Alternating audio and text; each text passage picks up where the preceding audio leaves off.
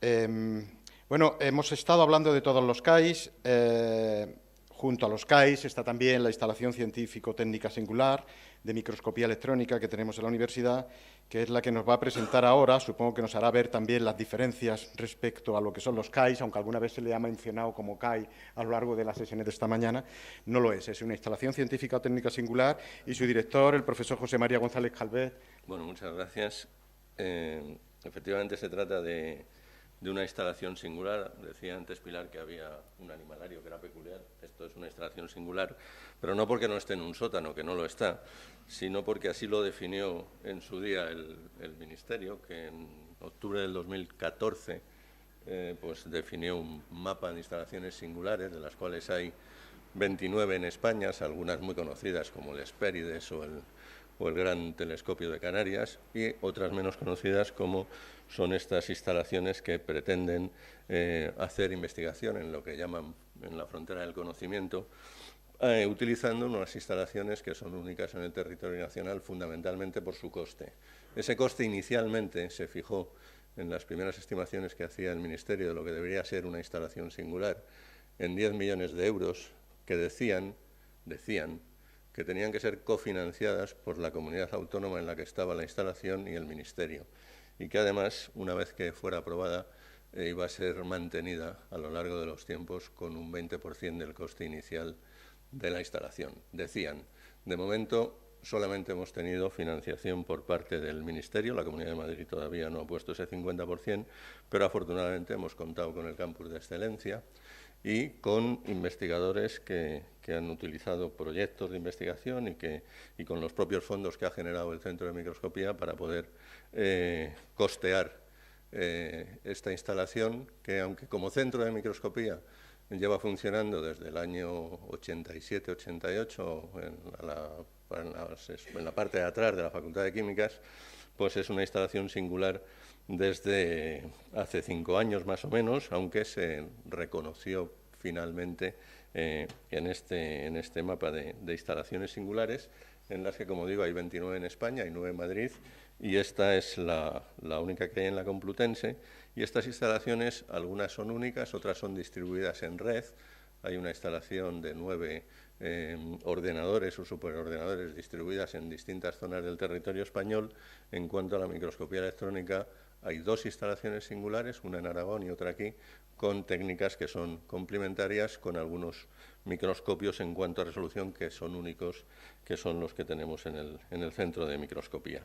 Aquí tenéis el acceso a la instalación, y este acceso es obligatorio claro, lo que hace que esto sea distinto a un CAI es que tenemos que dar cuentas al Ministerio, y por tanto todo se tiene que hacer controlado desde un comité científico internacional que controla la actividad científica que hacemos. Tenemos que, cuando alguien quiere utilizar los equipos que se consideran que son singulares, un comité externo al centro de microscopía aprueba la petición, como cuando vais a utilizar los neutrones en Grenoble o cuando vais a utilizar el sincrotrón y cosas así, pero todo eso sin cofinanciación por parte ni del Ministerio ni de la comunidad. De tal manera que en breve la página web cambiará brevemente, porque ya se tendrá en cuenta que es una red de Electron Microscopy, que es esta red ELECMI, en la que figura también el Centro de Aragón, pero una vez que se entra a la instalación conjunta, uno se desvía hacia la página web de Madrid y ya puede utilizar los servicios del Centro de Microscopía. De manera que lo que se hace aquí es aprovechar todo lo que hace una de electrones cuando interacciona con la muestra, y hace muchas cosas. De manera que podemos hacer fundamentalmente en función de la velocidad que utilizan los electrones cuando atraviesan o cuando interaccionan con la muestra. Si esos electrones van despacio más o menos, recubren la muestra, y entonces hacemos microscopía electrónica de barrido y tenemos información de la morfología. Y también podemos tener algo de información de la composición química, porque hay técnicas espectroscópicas asociadas a esta interacción de los electrones con la materia en forma de pérdida de energía de los electrones o salida de energía en forma de rayos X, y todo eso se puede sacar información en forma de una técnica espectroscópica que podemos medir y tener información de los elementos que componen el sólido. Pero también, si ese haz de electrones va muy acelerado, atraviesa la muestra, y la diferencia con un haz de rayos X del que hablaba esta mañana es que esa información difractada se puede enfocar y la podemos ver. De tal manera que si tenemos mucha resolución, podemos llegar a la resolución atómica y podemos ver los átomos. Y eso es lo que hace que esta instalación sea singular, que los equipos de última generación que se han incorporado tienen tal resolución que permiten ver incluso átomos aislados. Decía antes, o esta mañana Juan Carlos, que en el centro de microanálisis se analizaban unos materiales mesoporosos que hacían en la Facultad de Farmacia. Aquí los vemos por dentro, con microscopía electrónica de barrido, que la hay convencional y de alta resolución. En el centro hemos incorporado, también con cargo a esta instalación, microscopios electrónicos de barrido de última generación que tienen ya una resolución de 1 nanómetro, de 10 angstroms, y permiten ver un material mesoporoso, de esos que se utilizan para liberación controlada de fármacos, como son los poros por dentro, y ahí dentro se introduce el fármaco. Luego, en un microscopio de transmisión, por dentro del poro, analizamos con esas técnicas espectroscópicas que os decía anteriormente cómo es ese fármaco. Tenemos una microsonda, esta sí que tiene 20 años de antigüedad, pero la siguen utilizando todos los que se dedican al estudio de minerales, porque analiza con mucha precisión elementos desde el berilio al uranio, y la utilizan ampliamente los profesores de la Facultad de Geológicas. Es casi una técnica dispuesta a su disposición, y me voy a referir a partir de ahora fundamentalmente a lo que se puede hacer con un microscopio de transmisión, pero no tal como hablaba esta mañana Maite Solas, que se ha dedicado a hablar de la información que se puede obtener en microscopía electrónica de barrido y de transmisión en ciencias de la vida.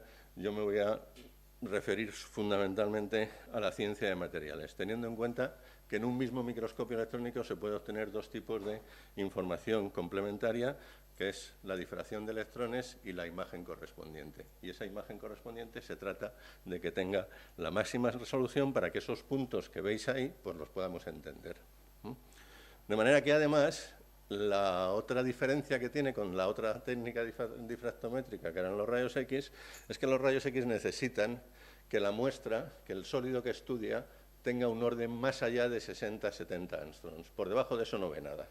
Aquí, como tenemos una resolución que está por debajo de 1 angstrom, pues puedo ver cualquier cosa. O sea, que puedo ver hasta un plano cristalográfico. Y ahí veis variaciones en el contraste. Eso claramente se nota que es una materia que está desordenada, porque da contrastes distintos.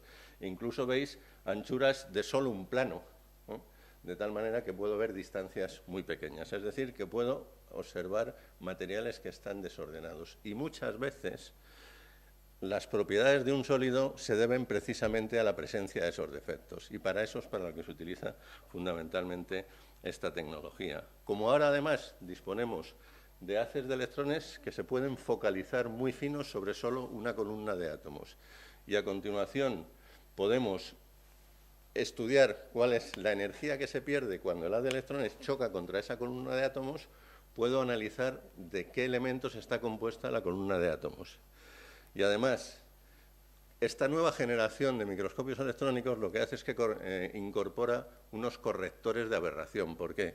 Porque las lentes electromagnéticas que utiliza un microscopio electrónico, que son distintas a las lentes de vidrio que utiliza cualquier microscopio óptico que hayáis utilizado, esas lentes electromagnéticas generan una distorsión enorme en las imágenes. Y entonces eso hay que corregirlo. Y se corrige con unos correctores de esa aberración esférica de las lentes que generan un campo contrario a las propias lentes electromagnéticas. Eso es lo que es caro en la actual microscopía electrónica, porque el corrector cuesta casi el 80% del coste del microscopio, y el microscopio puede costar entre 4 y 5 millones de euros. Eso es lo que hace que esto sea costoso. Pero se puede uno focalizar sobre una columna de átomos, y entonces puede saber esa columna de átomos de qué elementos está compuesto, de qué estado de oxidación. Cuando digo estado de oxidación, digo de qué valencia. Puede distinguir uno entre manganeso 2+ y manganeso 3+, y puede distinguir de cuántos átomos está rodeado, de qué índice de coordinación. Este es el primer microscopio electrónico que montamos con aberración corregida en la lente condensadora, Eso permite que veáis pues, cómo se comporta la materia, permite entenderlo. Por ejemplo, aquí veis cómo se separan los átomos, lo que hace que esto sea el momento dipolar. Cuando dos átomos están separados ligeramente así, esos átomos de oxígeno de los átomos de titanio que tenéis aquí, pues es un dipolo, es uno de los materiales ferroeléctricos que más estáis utilizando, y esas ligeras variaciones ahora se pueden ver. Esto lo lleváis todo en el bolsillo, todos lleváis en el bolsillo una de estas. Sí, ¿no? Bueno, pues esos son los cabezales de registro magnético de los ordenadores. En el móvil lleváis eso.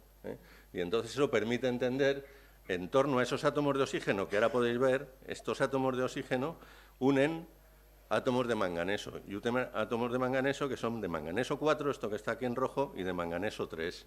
Y a través de ahí se pueden intercambiar electrones que hacen que este material tenga un comportamiento ferromagnético y magnetorresistente, que es lo que vosotros utilizáis en esos materiales.